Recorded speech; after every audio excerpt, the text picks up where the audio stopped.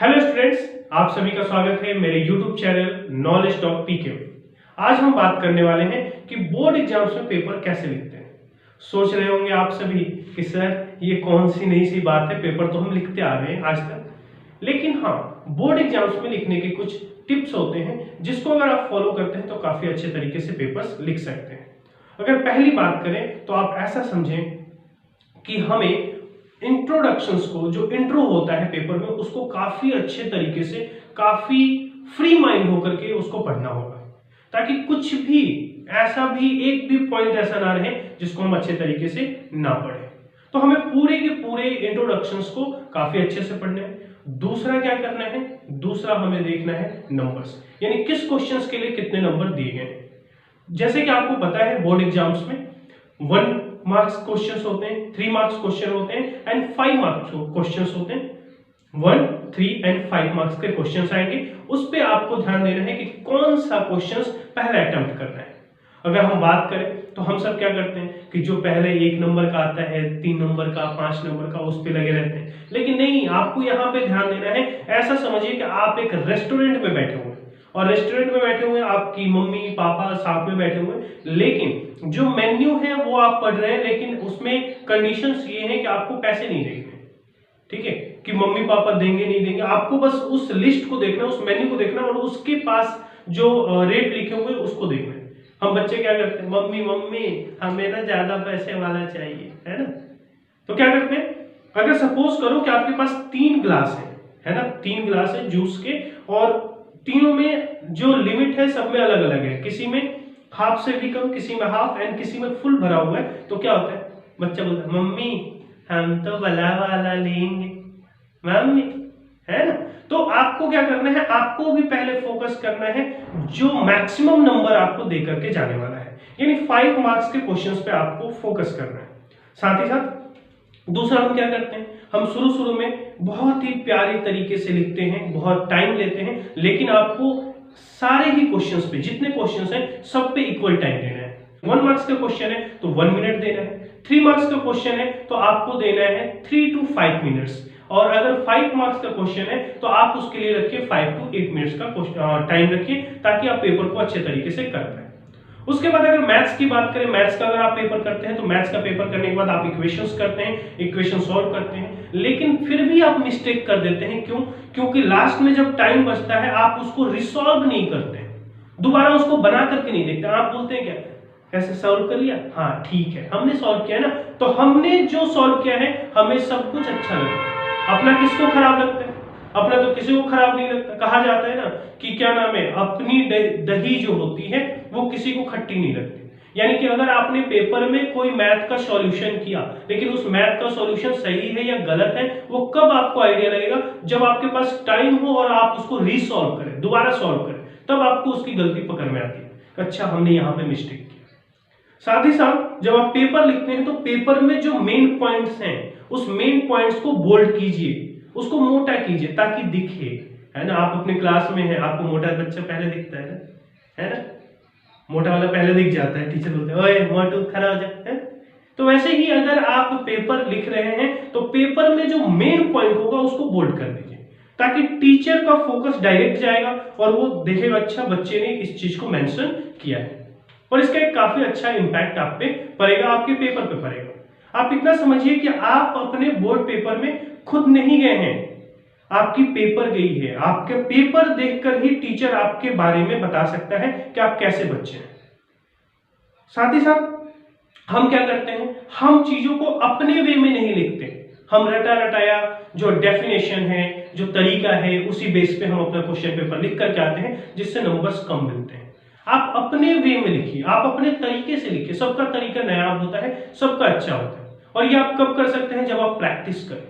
फिर बात आती है पेपर्स को सजाने की, कि पेपर को क्या सजाना चाहिए। बिल्कुल सजाना चाहिए।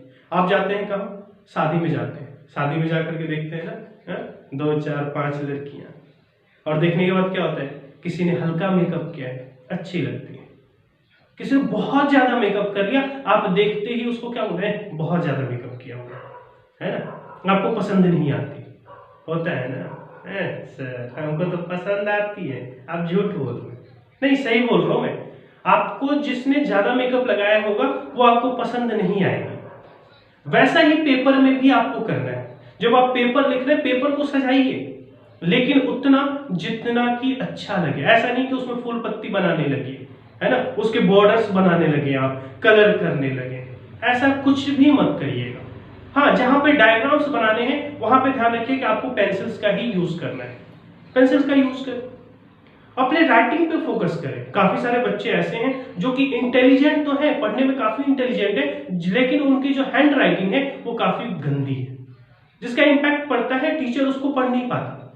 जब टीचर उसको पढ़ नहीं पाएगा तो आपको मार्क्स किस चीज के देगा? आपको सोचना चाहिए। फिर आकर बोलते हैं मम्मी मम्मी हमने तो सब लिखा था मम्मी, लेकिन देखो ना टीचर ने हमको नंबर नहीं दिया। कैसे दे देगा आपको टीचर नंबर, जबकि आपकी राइटिंग समझ में नहीं आ रही है उसको?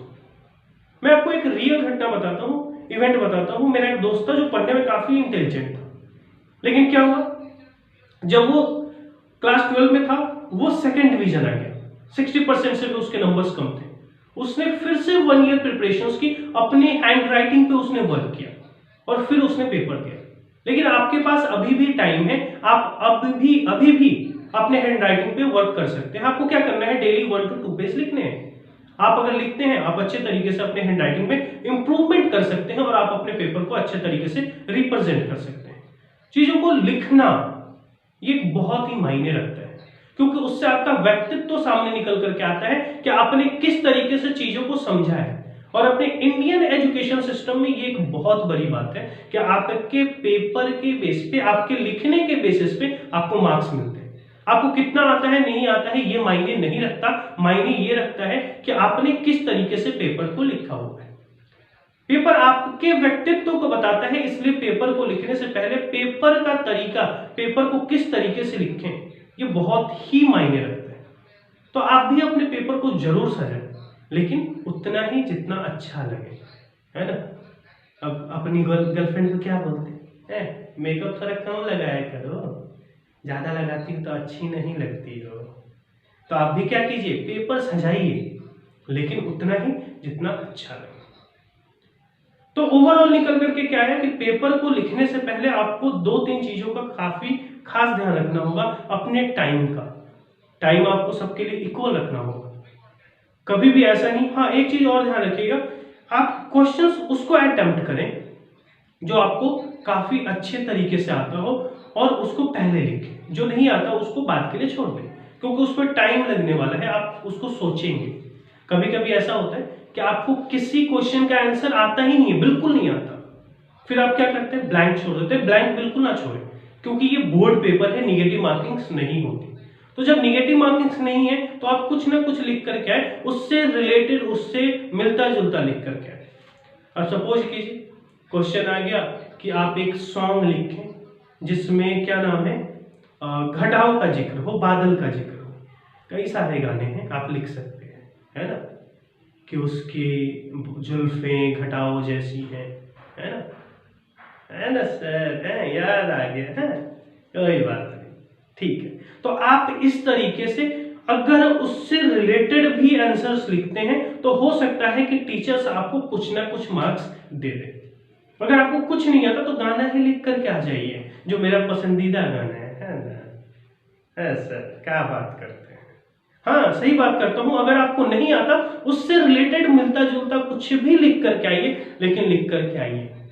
हो सकता है टीचर आपके इसके लिए कुछ मार्क्स दे दे, कुछ। मैं ये नहीं बोलता कि 5 में से 5 मिल गया। अगर 5 में से आपको 0.5 भी मिल गया तो वो कहीं ना कहीं आपके नंबर्स तो इंक्रीज करेगा। तो आप जरूर लिखिए, अगर कहीं पे भी आपको कुछ नहीं आता तब भी आपको लिखना है। और ये एक बहुत ही अच्छी बात होगी आपके पेपर्स के लिए। साथ ही साथ पेपर्स में, बोर्ड पेपर्स में ध्यान रखिए, जेल पेन यूज करने से बचें। जेल पेन बिल्कुल भी यूज ना करें, बॉल पेन का यूज करें।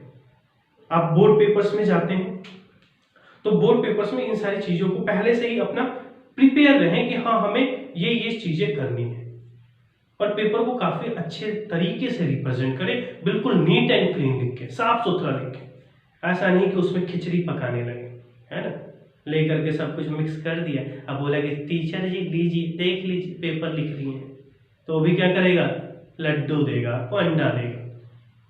तो ऐसी गलतियां बिल्कुल भी ना करें और बिल्कुल भी डरे नहीं। बोर्ड एग्जाम्स को बिल्कुल ही फ्री तरीके से लें। मिलते हैं एक नए वीडियो में। धन्यवाद।